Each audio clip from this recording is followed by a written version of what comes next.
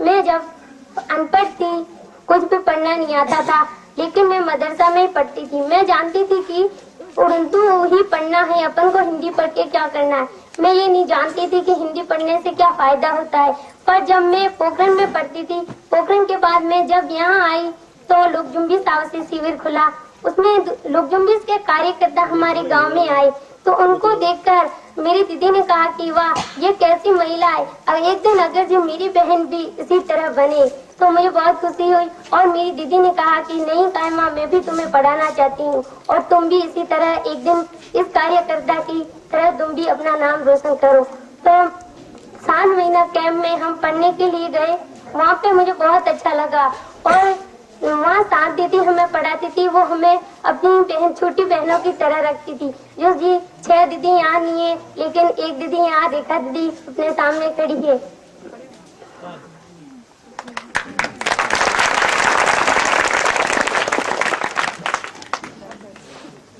और उस शिविर में मेरा बिल्कुल मन नहीं लगता था और बिल्कुल पढ़ने की इच्छा नहीं होती थी। कई बार मैं उन शिविर से भाग भाग के फिर भी आई, फिर भी मेरे पापा ने कहा नहीं बेटा, तुम्हें पढ़ना है, आगे बढ़ना है। तो मैं शिविर से वापस गई और वहाँ पढ़ी।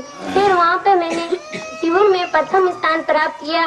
तो वहाँ पे आदरणीय श्री दामोदर थानवी ने कहा कि हर गाँव में, हर सेक्टर में ऐसी 100 करोड़ों कायमाएं क्यों नहीं पैदा होती।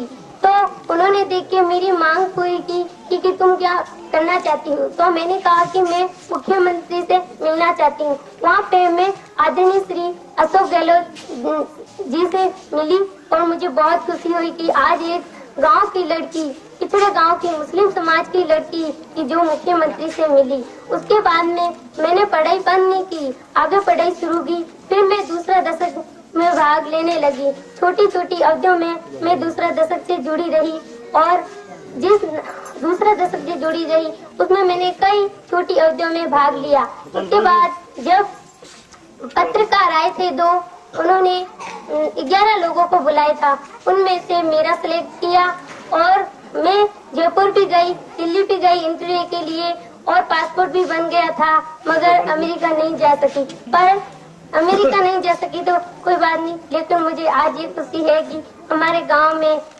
एमएलए साहब जी बता रहे हैं।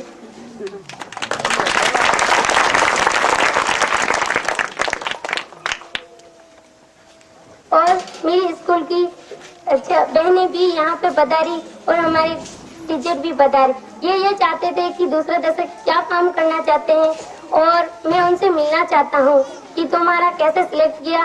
और ये भी मेरी स्कूल की बहनें भी यही हरदम पूछती रही थी कि तुम्हारा क्यों सिलेक्ट हुआ, हमारा क्यों नहीं हुआ, तुमने ऐसा क्या किया कि तुम हमको भी बताओ कि हम भी तेरी तरह ऐसा ही करें कि अमेरिका जा सके, क्या हम भी जा सकते हैं। मैंने कहा हाँ जरूर जाओगे।